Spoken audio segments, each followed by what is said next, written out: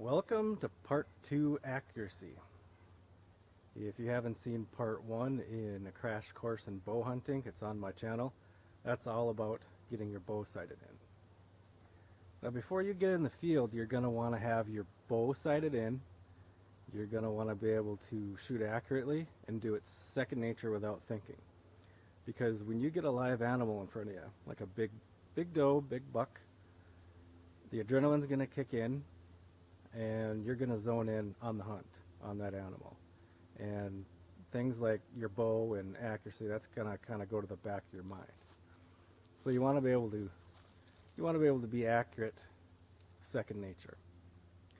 So why don't I just start off by talking about something that's pretty important to accuracy, and that is anchor points. That is, your contact points with the bow always stay the same. For example, when I shoot, I always have the bowstring going across my nose, right across the middle of my nose. It's always there. If that's off, I know my anchor points are off. Same thing with like this part of my hand. I always have that cupped right on my chin like this. And here's another example. Let me show you. When I'm putting on my release, I always have the buckle in the same position. Third hole. That way I know it's not going to be too tight, it's not going to be too loose. Here in a bit I will demonstrate, we'll do some shooting and I'll demonstrate some of these anchor points.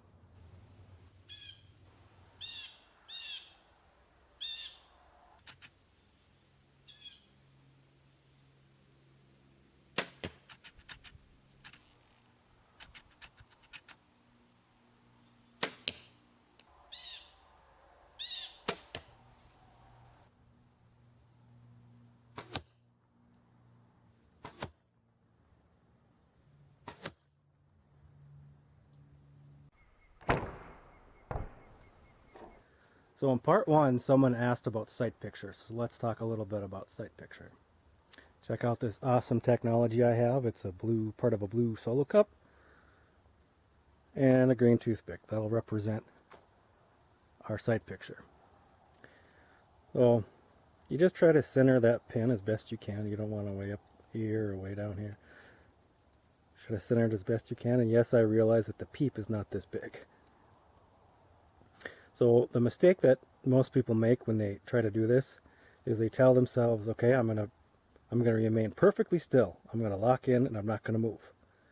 Well, what happens when you tell yourself that? I'll show you what happens.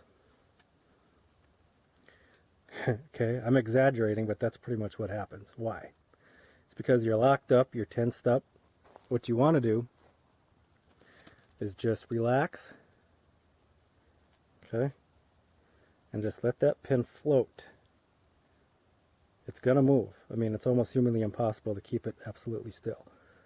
So let it float, and when you see it where you want it, release. Okay? And that's about where I favor the shot, by the way. I know a lot of guys like to go right over top of the leg, and you can do that. Some people are, are afraid to do that because they think they're going to hit the leg, but that's not the case. If you know a deer's anatomy, their bone structure actually curves around that area. So that area right above the leg actually is vulnerable.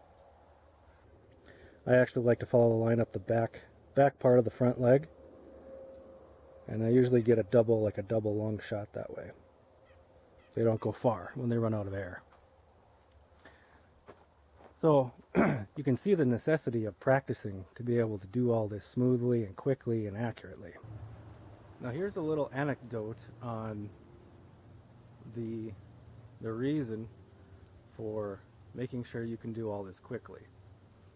Of course, you want to be able to take your time if you can, but there are situations where you're going to need to get a shot off quick. Here's a story for you. I was in the tree stand one year, and this particular tree stand, it's kind of at an intersection. You never know where the deer may be coming from. In this particular case, the deer was coming from here, but he was coming straight towards my tree stand, basically. And there's a small meadow right out in front of me. Okay, so he's coming from the trees, and there's not a lot of cover in this tree stand, so you got to be super stealthy.